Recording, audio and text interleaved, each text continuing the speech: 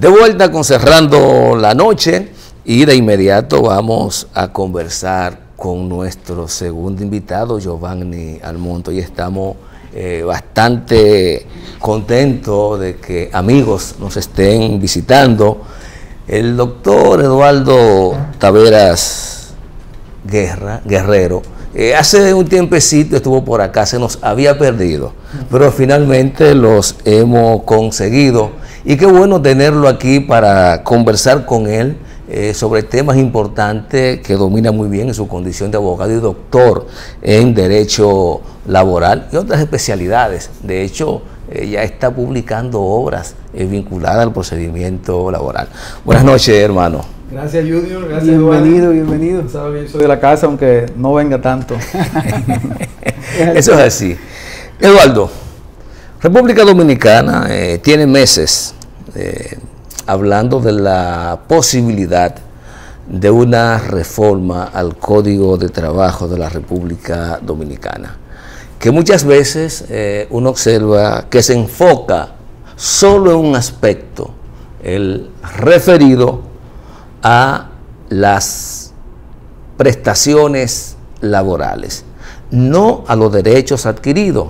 Y es bueno siempre hacer esta diferenciación, porque a veces se habla mucho de la cesantía como si la cesantía fuera un derecho adquirido. La cesantía no es más que una penalidad a un incumplimiento por parte del empleador en este caso, ya sea que decida poner término al contrato de trabajo sin alegar causa, o que sencillamente decida terminar el contrato alegando causa y esa causa no le sean retenida en un tribunal. Fuera de esos casos, ¿se paga cesantía? Mire, doctor, hay que aclarar algo primero, antes de entrar en esa materia, que muchas personas a veces se preguntan o no entienden que el Código Laboral solamente se refiere a la relación contractual laboral privada. Sector privado. No así del Estado Dominicano, que lo rige la Ley 41-08 sobre función pública.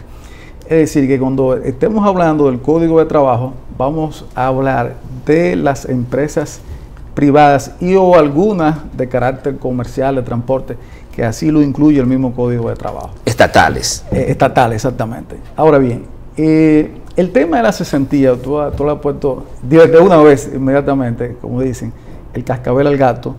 La cesantía no es más que un auxilio, se llama auxilio de cesantía. Es el auxilio que debe dar, en este caso, el empleador y o el Estado, el que fuere, en este caso el Estado Dominicano, a ese trabajador que ha cesado en sus labores productivas.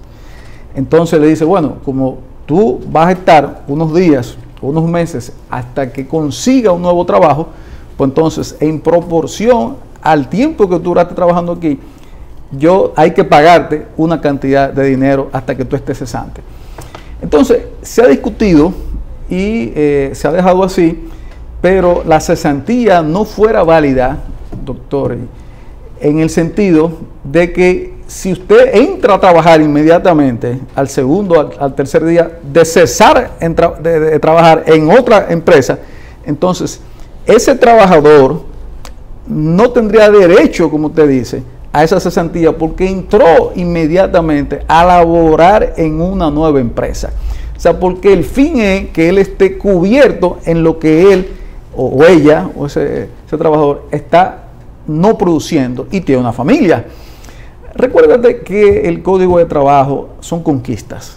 O sea, el Código de Trabajo tiene un sentido tuitista, o sea, proteccionista, en favor de todas las cláusulas y el más mínimo artículo en favor del trabajador.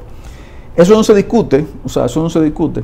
¿Por qué? Porque son las garantías mínimas que existen, conquista por conquista, en favor de ese trabajador en cuanto a sus vacaciones, en cuanto al horario, en cuanto a la minoridad que antes ponían a los trabajadores menores de edad a trabajar, no importaba quién fuera. Entonces, todas esas conquistas, pues entonces se codifican y se crea el Código de Trabajo. Pero, como bien usted dice, el Código de Trabajo son también disposiciones que se fundamentaron en regulaciones internacionales de la OIT, que es la Organización Internacional del Trabajo.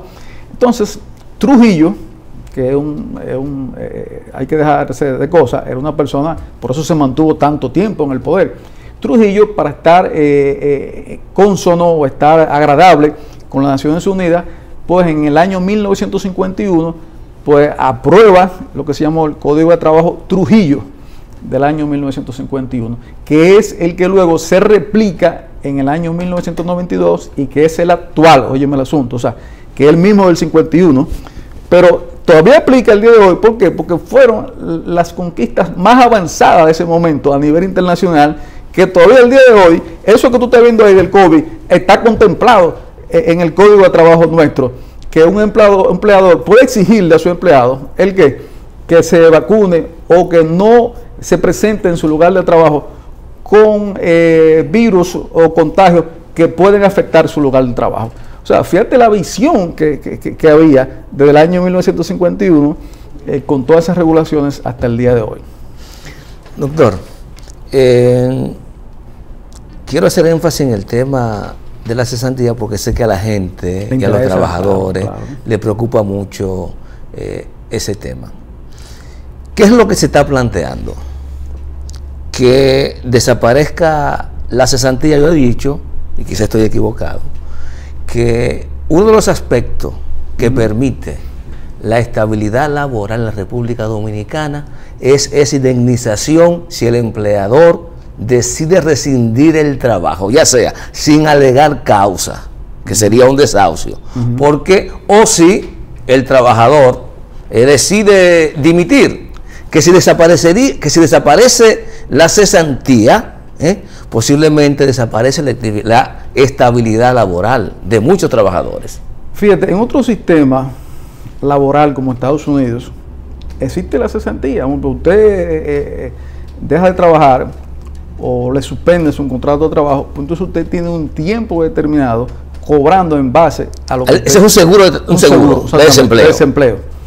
Bien, entonces es lo que se debería aplicar aquí, que debe ser vinculado entonces con la ley de seguridad social, porque ahí entra la seguridad social. O sea, recuérdate que el derecho laboral y la seguridad social son hermanos, nacen de la misma situación. Ojo con esto, yo no estoy diciendo a usted, amigo y amiga, que está viendo y que es trabajador y trabajadora, porque yo también soy trabajador. No estoy diciendo que no se pague cesantía, no. Estoy explicando aquí cuál es el origen de la cesantía, que es suministrarle el sustento a ese trabajador mientras no esté laborando. Ok. Entonces, como bien usted dice, si la persona se entiende, el trabajador renuncia a su empleo, es porque tiene otro sustento o se va a dedicar a otra cosa. Entonces, al renunciar... O no aguanta a su empleador. O no aguanta a su empleador. Pero ahí cuando usted dice que no aguanta a su empleador, entonces hay una figura que usted la mencionó, que es la dimisión. Claro. Que es la facultad de usted, como empleado, alegar una falta de ese empleador y que le paguen su cesantía. Su preaviso y su cesantía. Y todos sus derechos, porque preaviso y cesantía son lo que se llama... derechos y cesantía son, entonces luego están los derechos adquiridos. Los derechos adquiridos, exactamente. Y el aviso y cesantía, que realmente eso es lo que se discute en los tribunales. Porque los derechos adquiridos, como dice su nombre, no se discuten. No importa la causa de rescisión del contrato. Exactamente. Entonces, que realmente esas son las prestaciones laborales. Ahí fue que ahorita me encaquillé. Las prestaciones laborales estamos hablando de preaviso y auxilio de cesantía. Entonces, cuando usted renuncia a todo y solamente le queda los derechos adquiridos. ¿Cuáles son los derechos adquiridos? Vacaciones, salario de Navidad, conforme el tiempo que dura en la empresa, si tiene 1 año, 6 meses, 8 meses, lo que sea, y bonificaciones si la empresa produce bonificaciones o clasifica para el pago de bonificaciones, porque hay algunas empresas, de zonas francas, agrícolas y eso, que tienen una exención para eso, le dan un tiempo para no pagar bonificaciones como incentivo para no descapitalizarla. Entonces, ese es el sentido de eso. Ahora, una reforma al Código de Trabajo, ¿qué debería contener? Debería mantener el equilibrio del sistema laboral. Oye, el equilibrio del sistema laboral. ¿En qué consiste? No apretar tanto a los empresarios, pero sin descuidar a los empleadores o trabajadores, a los empleados o trabajadores. O sea, no me sancione tanto con el artículo 86, es decir, que si tú le das una carta de desahucio, como usted dice, mira, ya a partir de la fecha ya usted queda rescindido su contrato de trabajo y recoja, entregue todos sus pertenencias. Pasen 10 días a buscar. Pasen 10 días a buscar. Entonces, si usted no le paga dentro de 10 días ese dinerito, pues entonces a usted, al empleador, lo van a condenar a pagar un salario. Bien. Pero, discúlpame. Un salario de compensación por cada día que pase sin tú pagarle esas prestaciones laborales que tú me hablando y esos derechos adquiridos a ese empleado. Entonces, ¿qué pasa? Sí, pero discúlpame ahí mismo, porque es interesantísimo. Aquí hay empresas, y ya te voy a decir la idea final, aquí hay empresas que con un solo empleador y 100 empleados han quebrado porque se han ido a litigio, y eso no tiene fin, se han ido a litigio y te dura 3 años hasta la Suprema Corte de Justicia, y ese solo empleado, cuando le suman todo, Junior, Giovanni, ¿te quiebra la empresa? Bueno, precisamente la pregunta va en ese sentido, Carlos Eduardo, porque yo veo que en algunas empresas prefieren ir a juicios en vez de pagarle esas prestaciones laborales a ese empleado. Tú acabas de decir que muchas empresas han ido a la quiebra, sí, precisamente por el tiempo que duran en un litigio, en los tribunales, y eso cada vez va aumentando cada vez más, ¿verdad? La deuda. Pero siento de que hay muchas empresas en el país que prefieren incluso no votar a los empleados. Incluso los empleados incumplan en falta, precisamente para no darles esas prestaciones laborales. Y aquí hay empresas de renombre en el país que los empleados mueren viejos y no lo cancelan. Entonces tienen que pensionarlo. Al final tienen derecho a la pensión, que eso entramos en la Seguridad Social. Si tienen 60 años y reúnen las cotizaciones, pues entonces luego tienen derecho a la pensión. ¿Lo pensiona la empresa privada? Si entraron después del 2003 a las AFP, pues entonces será pensionado conforme la ley 87-01, conforme lo que establecen las AFP. O sea, el sistema de capitalización individual, ¿en qué consiste eso? Eso no son más que una cuenta de ahorro, que es una AFP, una cuenta, o mejor dicho, la capitalización individual, son cuentas de ahorro personales, ¿okay?, que se van acumulando a través de un descuento que se hace mensual de tu salario y te lo hace el empleador. Y entonces eso se dispersa a través de la TCS te dispersa y te va acumulando en una cuenta. Ok, le paga también a riesgos laborales, por si tú tienes algún tipo de inconveniente en tu trabajo, algún accidente, y también a tu ARS con el tema de la salud. Entonces, ¿qué pasa? Esa acumulación al final te da un monto, vamos a suponer 3 millones de pesos. Entonces, esos 3 millones de pesos, ellos te lo calculan y te dicen, mira, de acuerdo a tu expectativa de vida, a ti te quedan, qué sé yo, 15 o 20 años de vida, y en base a lo que tú acumulaste de tu salario, pues entonces vamos a dividirlo en tantas cuotas mensuales para que tú tengas derecho a eso hasta que se te acabe ese fondo. Ahora bien, entonces, eso ha querido ser un poco más justo en el sentido de que un empleado que gana 20,000 pesos va a tener, obviamente, menos acumulación y menos beneficio que uno que gane más, que gane 50, 70, 80, hasta 200,000 pesos. Entonces, ahí aparentemente esa repartición sería más equitativa y no el sistema de reparto, que es un monto fijo que sería con cargo al Estado normalmente. Carlos Eduardo, yo sé que los amigos que nos están mirando preguntarán y dirían, pero pregúntele a Carlos Eduardo si la expectativa de vida de mía es 10 o 12, si yo quiero que me lo entreguen en 5 años, que me entreguen mi fondo en 5 años, que es los 5 años que yo creo que voy a durar, independientemente de la expectativa que diga el sistema, que digan los datos a través del Banco Central, lo que digan los datos a través de la Oficina de Estadística, sino mi médico me dice, mira, tu expectativa de vida son 5 o 6 años. Yo quiero que me entreguen ese dinero en esos 5 o 6 años. ¿Se puede? Sí, en ese caso se puede. Si tú presentas una enfermedad terminal, entonces ahí te conceden y te entregan. Si tú presentas que tú tienes una enfermedad terminal, claro, certificado por los médicos que hay para eso, entonces te entregan tu dinero. Eso es así, eso es posible. Ahora, No así si te vas de viaje. Todavía la ley tiene algunos baches. Si tú te vas de viaje, vamos a suponer, yo tengo un amigo que es de otro país y duró aquí como 8 años trabajando. Entonces me dice, mira, tengo que volver a mi país. Y ese dinero, digo, bueno, se queda aquí acumulado.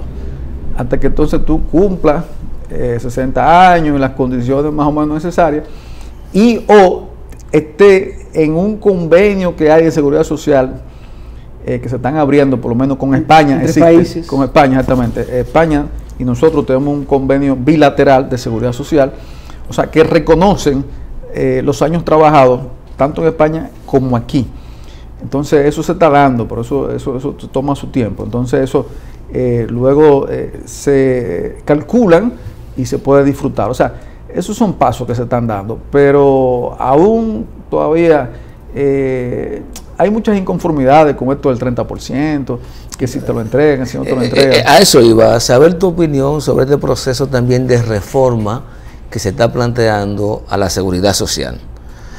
Hay propuestas en relación a las ARS, porque hay muchas quejas de la ciudadanía en relación a que se siente que están pagando por un servicio que no le está garantizando todo lo que demanda su salud en el momento que requiere atención de su ARS.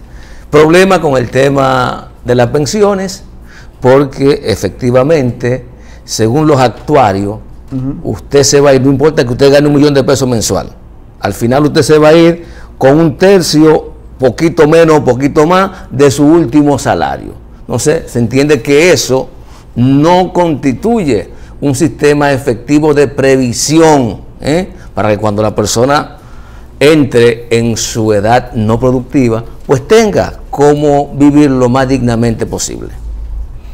Sí, mira, tú sabes que todo sistema siempre es perfectible.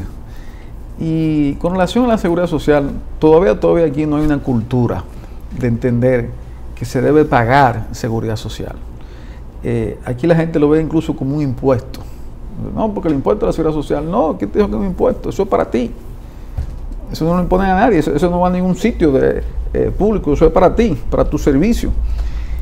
Entonces, cuando todavía esa cultura que no existe, al contrario, entienden que es un robo que le hace muchas veces a la empresa, porque han habido también muchas irregularidades, hay que decirlo. Principalmente los ayuntamientos. Bueno, es una mafia a veces que ha habido y que se debe de corregir, que ha habido, porque hay ayuntamientos con denuncias que nunca ha pagado Junior y Giovanni, no, lo voy a decir peor, que le ponen para que le paguen todos los beneficios de la seguridad social a empleados, le ponen el salario de 500 pesos. Con 500 pesos entonces ellos tienen derecho, óyeme, a salud, ellos y todos sus hijos, a pensiones y a riesgos laborales. Entonces, sobre todo con salud. Por ejemplo, una señora con su esposo y 4 muchachos, todos están cubiertos y ella gana 500 pesos. Y son muchos, una cartera grande así. Entonces, eso se da. Y también ha habido muchas distorsiones que yo he opinado que en un momento determinado, aunque está ahora mismo a cargo de la Tesorería de Seguridad Social, perseguir las infracciones, pero entiendo que todavía la Tesorería ha sido tímida y necesitamos como un fiscal especializado en seguridad social. ¿Para qué? Para que esos derechos constitucionales, porque son derechos fundamentales de primer orden, como la salud, como son los derechos profesionales, ese empleador no juegue de manera libre con ellos, porque mira qué pasa. Te voy a poner algo muy sencillo. Usted gana 50,000 pesos, ok, pero ¿sabe qué hace el empleado? Le pone el salario mínimo. ¿Para qué? Para que entonces pase en la TCS, usted tenga derecho a salud y usted no investigue más nada, porque actualmente usted tiene, ¿sabe qué? Su salud cubierta. Pero ¿qué pasa? Esa es la parte de la salud. Pero con relación a las pensiones, usted está siendo timado.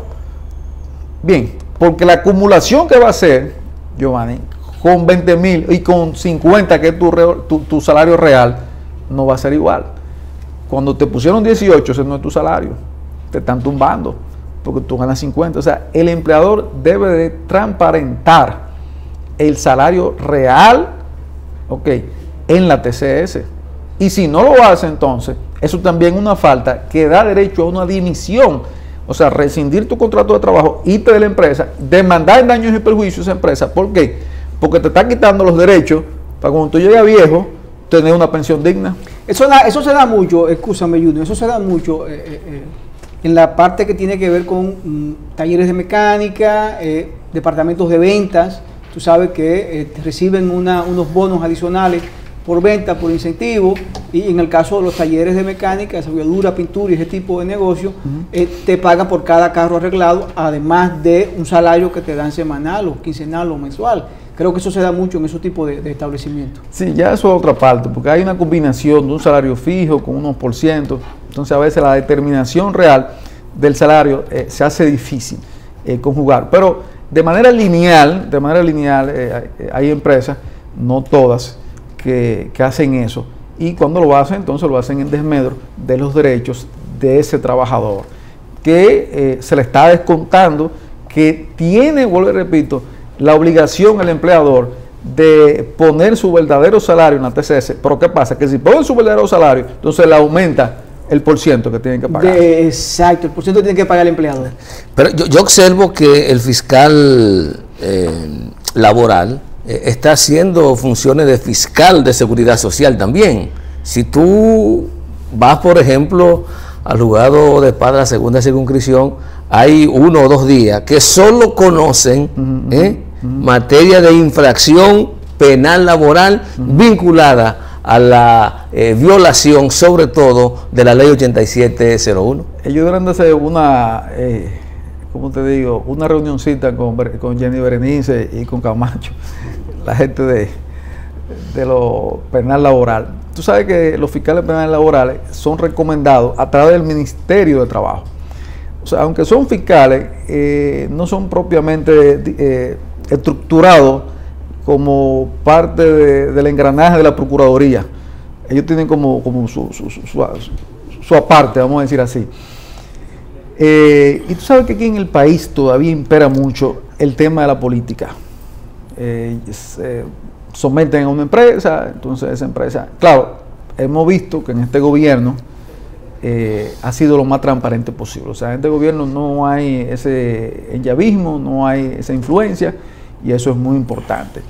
Y claro, lo de la seguridad social es accesorio y se conoce junto con lo laboral, pero como te digo, como no hay esa cultura todavía, no se ha independizado, eso todavía no se ve con tanta frecuencia aquí. Antes de pasar a abordar también el tema relacionado al papel activo del juez laboral, de la autoría del doctor Carlos Eduardo Tavares Guerrero, me gustaría que nos diera luz sobre un principio que al inicio de la conversación planteaste, el principio del indubio pro operario, que claro, lo manifestaste como la favorabilidad de la interpretación de la norma a favor del trabajador.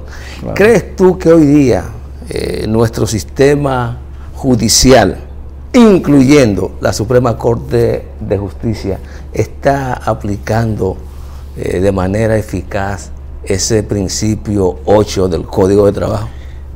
Tiene que aplicarlo, porque es un principio universal. Se desprende del principio del pro homine, o sea, en favor del hombre. Entonces, como el trabajador es un hombre, todo siempre debe de ir en favor de quien se está tutelando el derecho. Entonces, en el caso del Código de Trabajo, a quien se le tutelan los derechos, como hablábamos al principio aquí en la introducción, es a favor del trabajador. Entonces es lo mismo que pasa en todas las materias. Si nos vamos al derecho penal, procesal penal, la tutela de los derechos es con relación al imputado, no así de la víctima. Si hablamos en las otras materias laborales, es a favor del trabajador, y así vamos punto por punto. En el caso de materia civil, pues entonces es del demandado con relación al fuero del demandado. Entonces, cada uno tiene su especialización con relación al proconsumidor, pues entonces el favor es en favor de, valga la redundancia, de quien se está tutelando el derecho, o sea, del consumidor o del usuario. E incluso se ha invertido el fardo de la prueba también con relación al caso de proconsumidor, que se ha hecho casi igual que en el Código de Trabajo, o sea, cogió lo que es el derecho laboral y se ha ido al derecho del consumidor y le ha dicho a usted que ofrece un servicio, usted tiene que tener todas las pruebas y todas las grabaciones.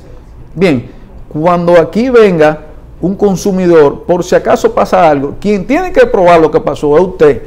Incluso hay una sentencia famosísima de la Suprema Corte de Justicia con relación a un banco comercial que le dijo, no es el cliente que tiene que venir aquí a probar el asunto, es usted que tiene que venir, porque usted es un banco, usted tiene todas las herramientas aquí efectivas para demostrar en las grabaciones, por eso que le dicen a usted, esta llamada podría estar siendo grabada. Pero no es que podría, es que la están grabando. Exactamente. Y si usted, como demandante, le dice que le presenten esa prueba, ella tiene que presentar esa prueba. Carlos Eduardo, yo creo que tú tienes que venir, comprometerte con el público esta noche para hablar de ese tema, porque es muy interesante, los derechos del usuario, los derechos del cliente, claro, que lamentablemente ha sido o está siendo vulnerado, no solo en materia de comunicación, materia bancaria, en cualquier tipo de transacción comercial, casi siempre pues el usuario, el cliente, queda en desventaja. Pero queremos que en esta parte nos hable un poquito, Carlos Eduardo, del libro. Claro. Un poquito de cómo surge el libro, cuál es la intención,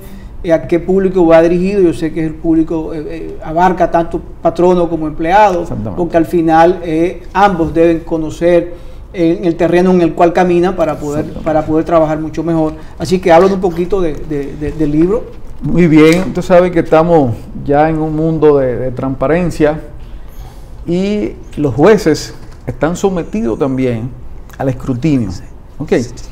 Entonces, a partir del año 2010, que se vota y se proclama la nueva Constitución y ya quedamos como un Estado social de derecho, pues entonces parte de lo que es el Estado social, dentro de sus tentáculos, que es el Poder Judicial, le dice al juez, miren, ustedes no pueden ser ahora el juez pétreo que se quedaba aquí, no miraba para los lados, no, ustedes tienen que ser un juez activo ahora, en búsqueda de la verdad, ustedes tienen que buscar la verdad. Entonces, ese libro va dirigido al empresario que debe saber cómo piensa, bien, ese juez, antes de tomar una decisión, como decía Junior, de despido, de desahucio, cualquier tipo de acuerdo también que pueda tomar el empresario con los empleados, y también el empleado, cómo va a conocerse su caso. Entonces, va dirigido al mundo laboral, empresarial y de trabajadores. Pero, ¿qué procuramos? Procuramos señalar, enfocar el papel activo del juez laboral, que esa es la teoría del papel activo del juez laboral. Sin embargo, diciéndole, ojo con esto, tú tienes también un mandato de ser imparcial, porque la Constitución te manda como garantía ser imparcial también. Entonces, tú eres activo, pero también garantizando los derechos de ese empleador y de ese mismo trabajador. Entonces, yo tengo las jurisprudencias y precedentes más recientes a nivel del Tribunal Constitucional español, alemán, colombiano y dominicano. Entonces, es un estudio que se hace, ese enfoque con esos tres ejes: papel activo del juez laboral, la imparcialidad del juez y cómo se da esa transgresión de una con lo otro sin ser imparcial. Pero ese papel activo tiene un muro de contención, que es el principio de legalidad. Claro. Claro. Por más activo que sea un juez, no puede apartarse del principio de legalidad. Claro. Y uno observa que muchas veces los jueces, incluyendo los de las altas cortes y la Suprema, se apartan en ocasiones del principio de legalidad. Mira, siempre hay un principio de legalidad, pero óyeme, hay una nueva tendencia, si quieres podemos volver a hablar sobre eso, que ya el principio de legalidad ha venido evolucionando. No era el principio de legalidad de 1789 francés. Bien, Entonces pasamos, oye con esto, de un Estado de derecho que había, que es lo que mantiene el principio legal, a un Estado social de derecho. Democrático y de derecho. Sí, pero el democrático ya sería como un tema de elección. No, pero es esencial.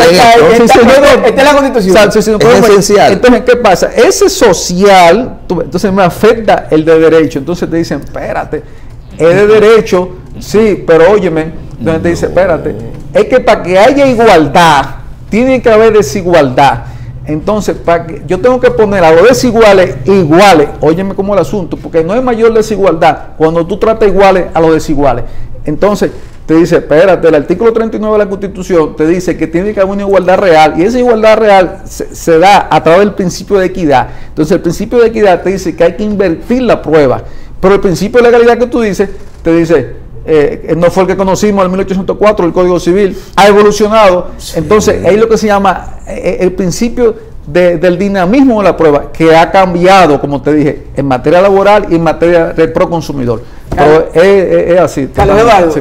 Interesante, pero yo creo que tenemos que, comprometiendo con el público, dar una segunda parte.